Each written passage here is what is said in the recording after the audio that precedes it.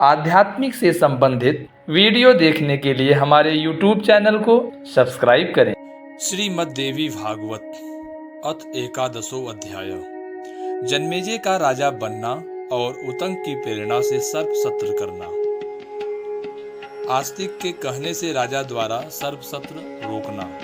सूत जी बोले, सभी मंत्रियों ने राजा परीक्षित को मृतक तथा उनके पुत्र जन्मेजय को अबोध जानकर उनकी परलोक संबंधी क्रियाएं सम्यक प्रकार से संपन्न की। शरीर दग्ध हो जाने से भस्मीभूत हुए राजा को उन मंत्रियों ने गंगा के किनारे अगरु से बनाई गई चिता पर रखा।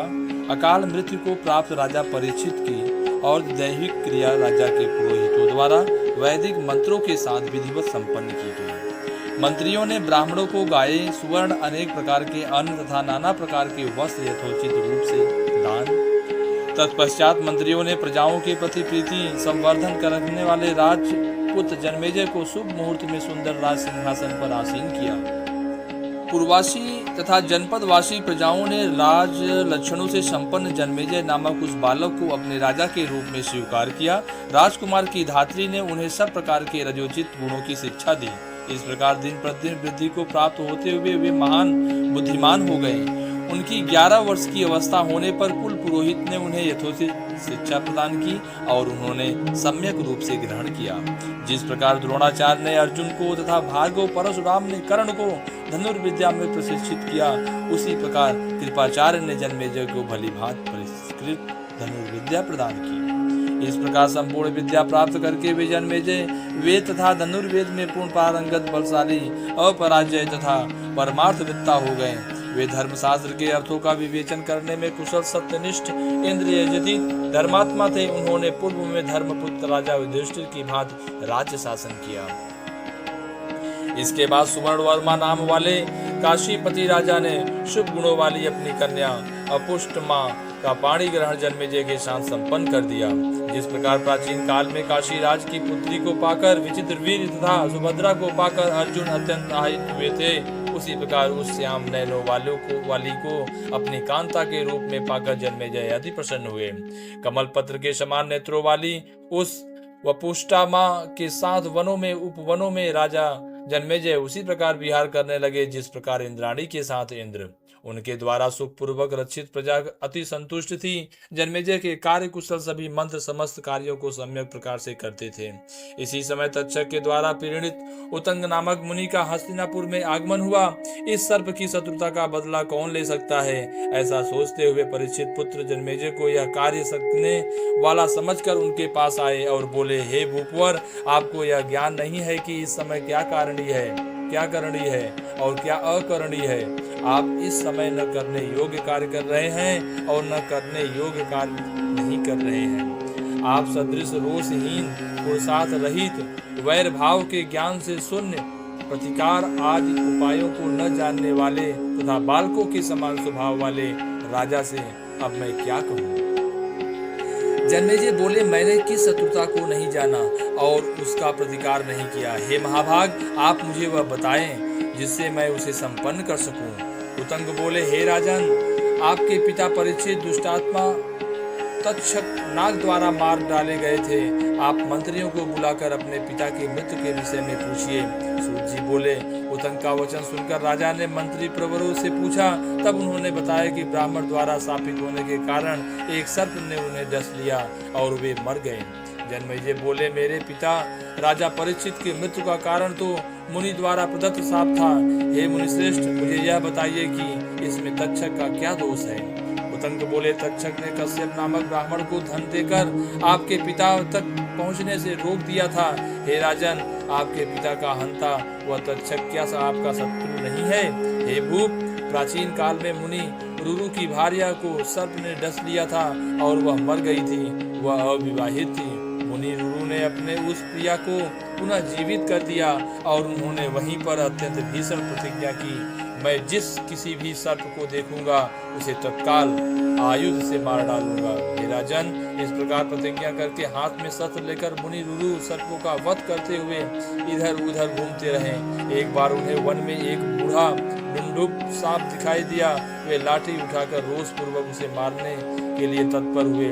तब डुंडुब ने उस ब्राह्मण से कहा, हे विप्र, मैं आपके प्रति कोई अपराध नहीं कर रहा हूँ, तो फिर आप मुझे क्यों मार रहे हैं? रुरु बोले, मेरी प्राण प्रिया भार्या को सर्प ने डस लिया था और उसकी मृत्यु हो गई थी। अतः हे सर्प, उसी समय से दुखित होकर मैंने ऐसी प्रतिज्ञा कर ली थी। डुंडुब बोला, मैं किसी को काटता नहीं, जो सर्प काटते हैं वे दूसरे होते हैं, इसलिए सर्प सदृश शरीर होने के कारण मुझे आप मत मारिए। उतंग बोले, मनुष्य के समान उसकी सुंदर वाणी सुनकर रुरु ने पूछा, तुम कौन हो और डुंडुब योनि को कैसे प्राप्त हो गए? सर्प बोला, हे विप्र, पहले मैं ब्राह्मण था और खगम नाम का मेरा एक ब्राह्मण मित्र था। वह धर्मात्माओं में श्रेष्ठ, सत्यवादी तथा जितेंद्रिय था। एक बार अपनी मूर्खतावश मैंने तृण का सर्प बनाकर उसे धोखे में डाल दिया। उस समय वह अग्निहोत्र गृह में विद्यमान था। सर्प को देखकर अत्यंत डर गया। भय से थर-थर कांपते हुए उस ब्राह्मण ने विहल होकर मुझे शाप दे दिया। हे मंदबुद्धि, तुमने सर्प दिखाकर मुझे डराया है, अतः तुम सर्प हो जाओ। सर्प रूप में मैंने उस ब्राह्मण की बड़ी प्रार्थना की। तब उस ब्राह्मण ने क्रोध से थोड़ा शांत होने पर मुझसे कहा, हे सर्प, ब्रह्मपुत्र रुरु तुम्हें इस शाप से मुक्त करेंगे। उन्होंने यह बात स्वयं मुझसे कही थी। मैं वही सर्प हूँ और आप रुरु हैं। आप मेरे वचन को ध्यानपूर्वक सुनिए। ब्राह्मणों के लिए अहिंसा परम धर्म है, इसमें संदेह नहीं है। अतः विद्वान ब्राह्मणों को चाहिए कि वह सर्वत्र दया करें। हे विप्रवर, यज्ञ से अतिरिक्त कहीं भी की गई हिंसा याज्ञी ही हिंसा नहीं कही गई है। उतंग बोले, तब वह ब्राह्मण सर्प योनि से मुक्त हो गया। इस प्रकार उस ब्राह्मण के शाप का अंत करके रुरु भी हिंसा छोड़ दी। उन्होंने मरी हुई उस सुंदरी को पुनः जीवित कर दिया और उसके साथ विवाह कर लिया। हे राजन, उस मुनि इस प्रकार शत्रुता का स्मरण करते हुए सभी सर्पों का संहार किया था। परंतु हे भरत श्रेष्ठ, आप तो वैर भूलकर अपने पिता को मारने वाले सर्पों के प्रति क्रोध शून्य बने रहते हैं। आपके पिता स्नान दान किए बिना अंतरिक्ष में ही मर गए। इसलिए हे राजन, सर्पों का नाश करके आप उनका उद्धार कीजिए। जो पुत्र पिता के शत्रुओं से बदला नहीं लेता, वह जीते हुए भी मृत्यु तुल्य है। हे नृपश्रेष्ठ, जब तक आप सर्पों का विनाश नहीं करते, तब तक आपके पिता की दुर्गति ही रहेगी। हे महाराज, आप देवी यज्ञ के ब्याज से अपने पिता की शत्रुता का स्मरण करते हुए सर्पसत्र नामक यज्ञ कीजिए। सूत जी बोले, उतंग मुनि का यह वचन सुनकर राजा जन्मेजय अत्यंत दुखी हुए और उनके नेत्रों से अश्रुपात होने लगे। वे मन में सोचने लगे, जिसके पिता सर्प से दर्शित होकर इस प्रकार दुर्गति को प्राप्त हो, उस मुझ मिथ्याभिमानी तथा दुर्बुद्धि को धिक्कार है। मैं आज ही यज्ञ आरंभ करके प्रज्वलित अग्नि में सर्पों की आहुति देकर अवश्य ही पिता के मृत्यु का बदला लूंगा। सभी मंत्रियों को बुलाकर राजा ने यह वचन कहा, हे मंत्री प्रवरो, गंगा के किनारे श्रेष्ठ ब्राह्मणों से उत्तम भूमि का माप कराकर आप लोग यथोचित यज्ञ सामग्री का प्रबंध करें। हे मेरे बुद्धिमान मंत्रियों, 100 खंभों वाले एक सुरम्य मंडप का निर्माण कराकर आप लोग उसमें आज ही यज्ञ के लिए वेदी का भी निर्माण संपन्न करा लें। उस यज्ञ के अंग रूप में विस्तार सहित सर्प सत्र भी करना है। महामुनि उतंग उस यज्ञ के होता होंगे और तक्षक नाग उसके यज्ञ पशु होगा।